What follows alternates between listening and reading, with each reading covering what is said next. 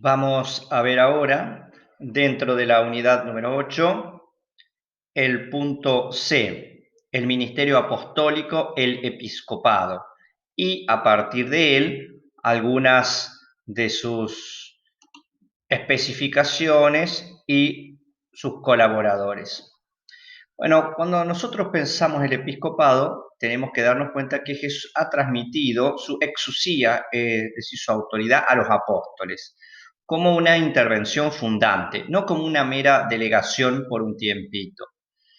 Esta transmisión de la exusía a los apóstoles, ellos la siguen transmitiendo para que la misión continúe, y es lo que hoy conocemos como consagración sacramental. Es decir, la consagración sacramental es la derivación histórica de esta transmisión de la exusía de Jesús a los apóstoles. El ministerio apostólico es una figura originaria de todo ministerio. A él está vinculado todo ministerio jerárquico, todo ministerio de servicio. Estrictamente hablando, no hay una identificación total entre los 12 y los apóstoles, porque apóstoles es un término no unívoco. Pablo era un apóstol y no era uno de los 12. Sin embargo, pensando en los 12, podemos decir que es un grupo históricamente constatable, ya presente en el Jesús prepascual, con un carácter simbólico, el de las 12 tribus de Israel. Por lo tanto, con ello Jesús funda el nuevo Israel, que es su iglesia. Están vinculados al destino y a la misión de Jesús. En Juan 20:20, que ya es pospascual, estos son enviados con el poder del enviante de Cristo resucitado. Y es el núcleo que garantiza la continuidad entre la comunidad prepascual y la pospascual. De hecho, aunque parte de su ministerio continúa en sus sucesores, ellos, estrictamente hablando, no son sustituidos. Solamente se completa el número de 12 luego de la muerte de Judas Iscariote, pero nada más. Hablar de los apóstoles, más allá de la mención durante el ministerio de Jesús en la tierra, es estrictamente hablando una institución pascual que tiene su origen en Jerusalén. De hecho, Pablo se asimila al grupo de los apóstoles y en Hechos de los Apóstoles vemos bajo este nombre a otros. Es necesario para ser apóstol haber sido testigo de la resurrección y ser enviado a proclamarla. ¿Y qué es lo que proclaman los apóstoles? El querigma.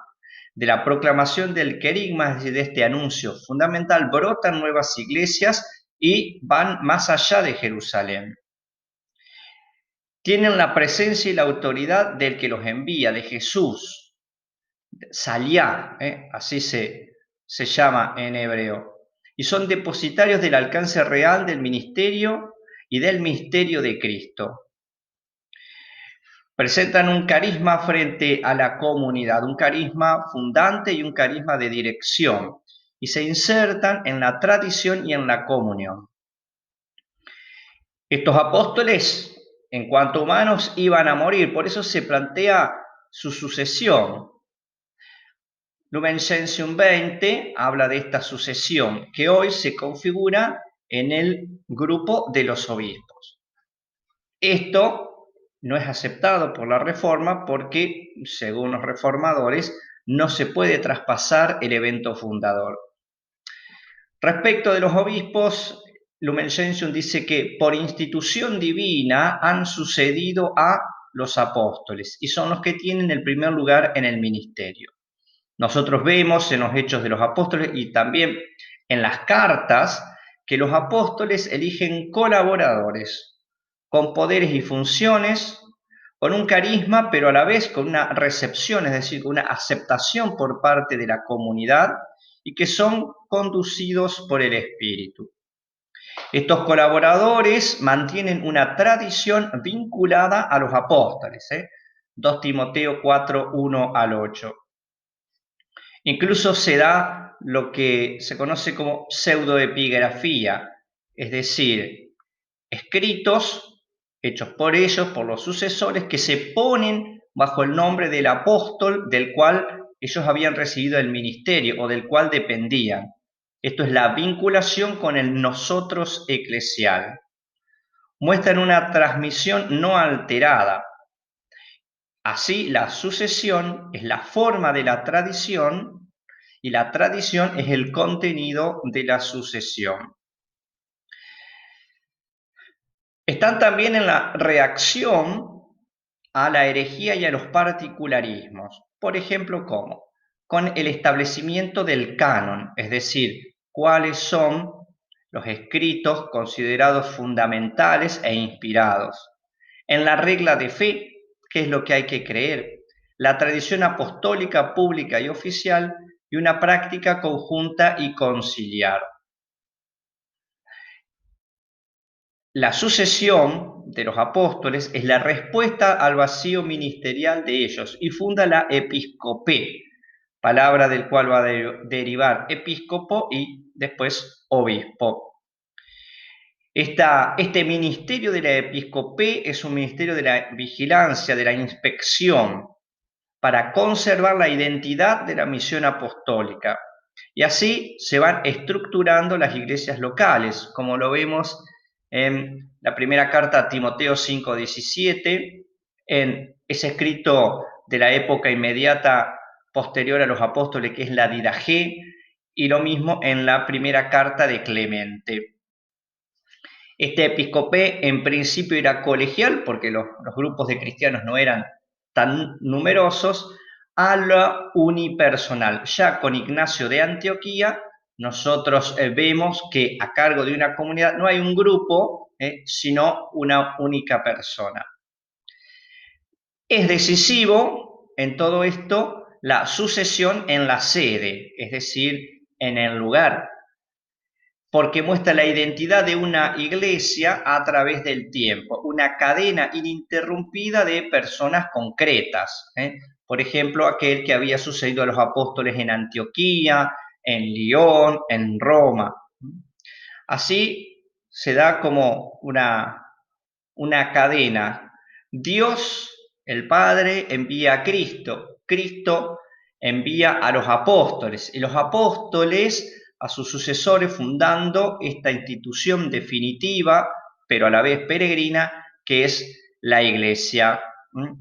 Lo vemos en los escritos de los padres de la Iglesia, como de prescripciones, en Adversus Hereses y en el Commonitorium de San Vicente de Lérins. Si nosotros vamos a pensar el ministerio episcopal, tenemos que pensar que el obispo tiene el ministerio de la vigilancia, pero también de ser testigo y memoria de la apostolicidad. Es decir, el grupo de los obispos sucede al grupo de los apóstoles y así a lo largo de la historia.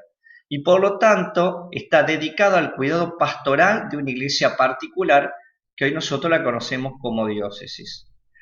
Y él es constituido como tal por su asunción en el colegio episcopal.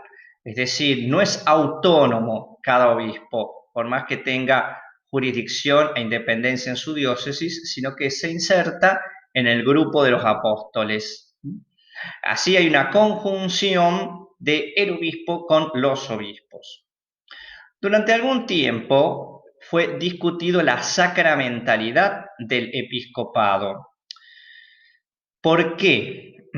Primero, porque se pensaba que el obispo era un sacerdote, como el presbítero, con una superior jurisdicción respecto del presbítero. Esto pasó porque en la medida que se derivaban tareas que podían realizar los sacerdotes comunes, a quienes llamaremos presbíteros, parecía que era todo lo mismo. El obispo podía consagrar la Santa Eucaristía y el presbítero también, y eso era lo más importante para la Iglesia. Así que se pensó que no era un sacramento o un grado sacramental diferente del presbítero, sino simplemente que tenía una superior jurisdicción respecto del presbítero. Otra idea equivocada por la cual se menguaba la idea de sacramentalidad era que era nada más que un poder recibido del Papa. Por lo tanto, el obispo sería una especie de delegado del Papa, en la medida que se acrecentaba el poder papal. San Jerónimo, la primera escolástica, todos estos pensaban de esta manera. ¿Por qué? Porque tanto el obispo como el presbítero obran la transubstanciación y se ordena al corpus mysticum, que es la iglesia. Incluso surgió la teoría del parroquialismo, o sea, una idea de que así como hay una sucesión episcopal, había también una sucesión presbiteral. Esta idea errónea es refutada y es clarificada por el Concilio Vaticano II, donde afirma la sacramentalidad del episcopado, Lumen Gentium 21 y 23. Por lo tanto, es un sacramento, no es una cosa, es una participación diferenciada del sacerdocio de Cristo. Por eso decimos que el obispo participa en grado pleno del sacerdocio de Cristo. El presbítero no va a participar en grado pleno, sino parcial. La centralidad del obispo en su iglesia no la da la jurisdicción, sino que está puesta en la Eucaristía y por eso en la iglesia, porque el centro de la iglesia es la celebración eucarística. Así, la celebración eucarística y el obispo hacen a la edificación del corpus mysticum. Tiene el deber de anunciar el Evangelio como testimonio de la verdad. Y hay una inclusión recíproca con su iglesia. No puede existir una iglesia sin su obispo. El obispo tiene una potestad propia, ordinaria e inmediata. Esto estuvo un poquito discutido cuando se habló del ministerio petrino, porque también el Papa se le adjudican estas palabras. Pero cuando decimos que la potestad es propia, significa que no le viene por otra cosa más que por la sacramentalidad del ministerio. Es decir, en cuanto consagrado obispo, tiene esta potestad. Y es inmediata en el sentido de que no es delegada y es ordinaria en el sentido de que es habitual. Así, el obispo es la cabeza de la iglesia local. Esto lo vemos en algunas cuestiones como que el obispo es el ministro originario de la confirmación. Puede delegar esta confirmación, pero el ministro originario es él. Es el único dispensador de las órdenes sagradas. Nadie puede consagrar diácono, sacerdote u obispo a otro que no sea un obispo. Tiene que tener cercanía al pueblo, por eso es el pastor propio de una comunidad. Y el centro de comunión, al ser el que preside la Eucaristía de una comunidad local de modo central, tiene que ser también el centro de la comunión y de las relaciones comunionales en esa comunidad llamada diócesis. Junto con el obispo, o mejor dicho, como colaborador del obispo, aparece el presbítero. El presbítero que tiene el sacerdocio de segundo grado. El presbítero no participa del sacerdocio del obispo, no tiene una parte del sacerdocio del obispo, sino que participa también en segundo grado del sacerdocio de Cristo. El presbítero también se inserta en el presbiterio, en el cuerpo de los presbíteros, y es colaborador de la función del obispo. Históricamente, como los presbíteros eran más que los obispos, fueron asumiendo distintas designaciones que antes eran para el obispo. Pero participan también de la función de los apóstoles, como dice el documento del Vaticano II, Presbyterorum Ordinis II y Lumen Gentium 20. Ellos, los presbíteros, tienen que estar en comunión con el obispo para el ejercicio del sacerdocio apostólico.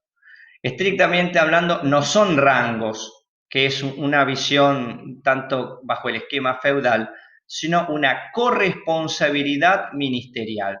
De primer grado y pleno el obispo, de segundo grado y no pleno el presbítero. La dimensión colegial en el cuerpo de los presbíteros lo vemos en la institución pastoral que se llama Consejo Presbiteral. Aparece también la figura del diácono, que no es ordenado para el sacerdocio, sino para el servicio, pero que también es un colaborador del obispo. Su carácter sacerdotal había sido discutido porque su estatuto eclesial es ambiguo. Sin embargo, lo podemos considerar plenamente dentro del sacramento del orden. Jesús mismo lavó los pies en la última cena, y esto es puesto por Juan en lugar de la institución de la Eucaristía. O sea, hay una correlación entre servicio diaconal y Eucaristía. En lo que era un poco la escalerita al sacerdocio, era un rango, un paso al presbiterado. Históricamente, Romanos 15:8, Efesios 3:7 y Hechos 20:4-5, vemos que había otros ministerios relevantes en la edad apostólica que luego terminaron absorbidos por las funciones del presbítero. Muchas veces se ha tomado a los 7 de Hechos 6:1 como una muestra de la institución diaconal. Es difícil poner esta cita como origen histórico, pero sí ya los encontramos en San Ignacio de Antioquía, donde habla de los diáconos, los episcopos y los presbíteros. Con Ignacio de Antioquía ya vemos que este es un ministerio estable que hace referencia al obispo y no al presbítero.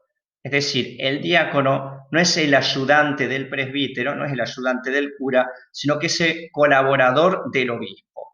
De hecho, Ignacio dice que el diácono es oído, boca y corazón del obispo. Y sobre todo le tocó desde antiguo aquellas funciones de caridad y de asistencia social.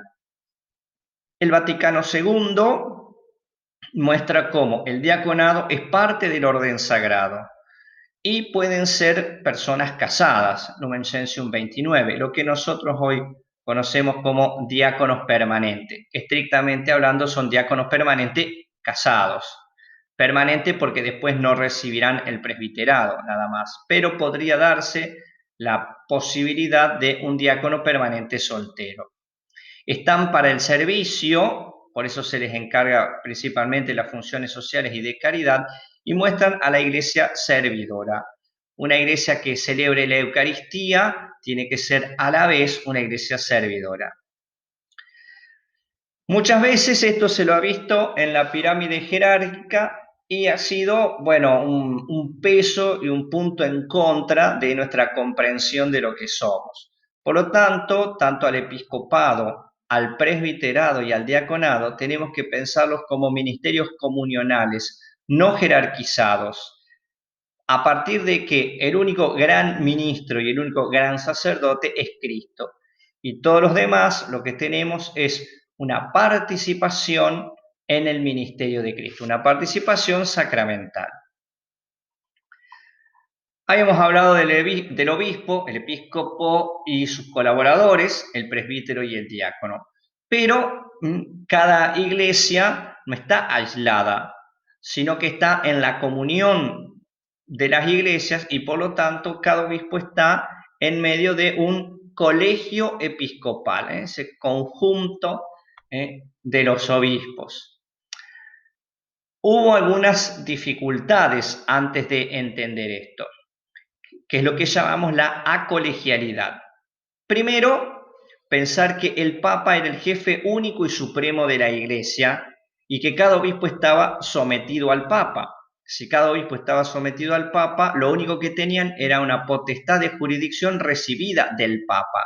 Es decir, el Papa era el único obispo de la Iglesia y los demás obispos tenían un poder delegado para este o aquel territorio.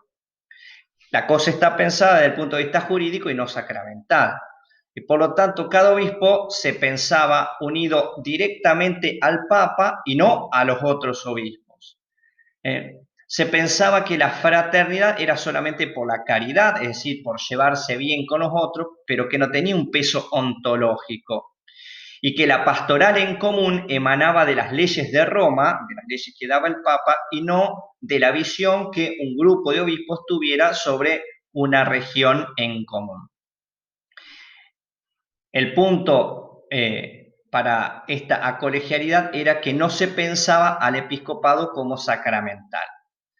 De todos modos, algo estuvo previsto de pensar el episcopado como colegio en el Vaticano I. Lamentablemente, la irrupción de los garibaldinos y la suspensión del Concilio Vaticano I hizo que no se pudiera continuar con la reflexión. Así que lo toma el Vaticano II, que pone 3 puntos: la sacramentalidad, de la cual ya hemos hablado, el episcopado es sacramento, la colegialidad y la comunión jerárquica. Respecto de la colegialidad, vemos una intuición de esto en Marcos 3, 14 y 16, Lucas 6, 3, Lumen Gentium 19 lo cita de esta manera. San Cipriano habla de un solo episcopado, no de una multitud de obispos federados. Esta ha sido la praxis conciliar. Cuando desde antiguo los obispos se reunían, no se reunían por una cuestión solamente práctica, sino que se sentían una sola cosa, un solo cuerpo. De hecho, la consagración episcopal es como un pequeño concilio, porque está estipulado que cada obispo sea ordenado en una ceremonia donde los consagrantes son 3 otros obispos. De algún modo, esos 3 que lo co-consagran le dan el ministerio y lo asumen en el cuerpo de los obispos. Así, para ello se utiliza la palabra collegium, ordo y corpus. El Vaticano II también había planteado lo de la comunión jerárquica. Es un tema un poquito problemático porque la comunión no está dada por una jerarquía y por la obediencia. No es la obediencia la que genera la comunión, sino al revés. La comunión, partiendo de la misma fe, del mismo sacramento y de las mismas corresponsabilidades, hace que uno se organice de tal o cual manera. Así, el episcopado, según Lumen Gentium 18, es uno e indiviso. Es el colegio apostólico que se perpetúa en el orden de los obispos. Hay, por tanto, una consagración sacramental. Lumen Gentium 22, con esa expresión un tanto problemática, habla de una comunión jerárquica con la cabeza del colegio. La cabeza del colegio es el obispo de Roma, a quien comúnmente conocemos como el Papa. Para pensar esto, partimos de que este grupo, sucesor del grupo de los apóstoles, ya fue creado por Cristo como un colegio. Los 12 son el colegio de los apóstoles, se perpetúa en el colegio de los obispos. Un oficio episcopal creado colegialmente como servicio a la unidad. Estando en comunión, se es miembro del colegio. Por lo tanto, el episcopado no es un poder mágico y autónomo. Aquel obispo que se separe de la comunión con el colegio de los apóstoles, como hizo Lefebvre, se separa de la comunión de la Iglesia. El colegio realiza y expresa la articulación de las iglesias en la única Iglesia universal e impide la regionalización. Esta regionalización se conoció históricamente como galicanismo o iglesias nacionales, iglesias que con toda su estructura y sus obispos respondían al rey, por ejemplo al rey de Francia o al emperador de Austria-Hungría, y no estaban en comunión con otras iglesias y tampoco tenían relación ni obediencia al Papa. Otra muestra de esta colegialidad es que cada obispo tiene solicitud por el resto de las iglesias, es decir, debe preocuparse y ocuparse por lo que pasa en otras iglesias, colaborando con ellas. Por ejemplo, el envío de los misioneros Fidei Donum. La consagración, ya lo hemos dicho, es el origen de las potestades, de los poderes que tiene el obispo y no una delegación papal. Y es por la consagración que se es constituido en miembro del colegio. Así, El colegio episcopal es una realidad orgánica, con una peculiaridad, ¿eh? La del obispo de Roma, que tendrá el servicio a la unidad. Podemos decir que en el colegio de los obispos, el obispo de Roma, mutatis mutandi, tiene una función igual a la que el obispo tiene en su iglesia local. Esta realidad orgánica tiene que ser ícono de la comunión trinitaria, y esto está expresado en el documento Pastores Gregis.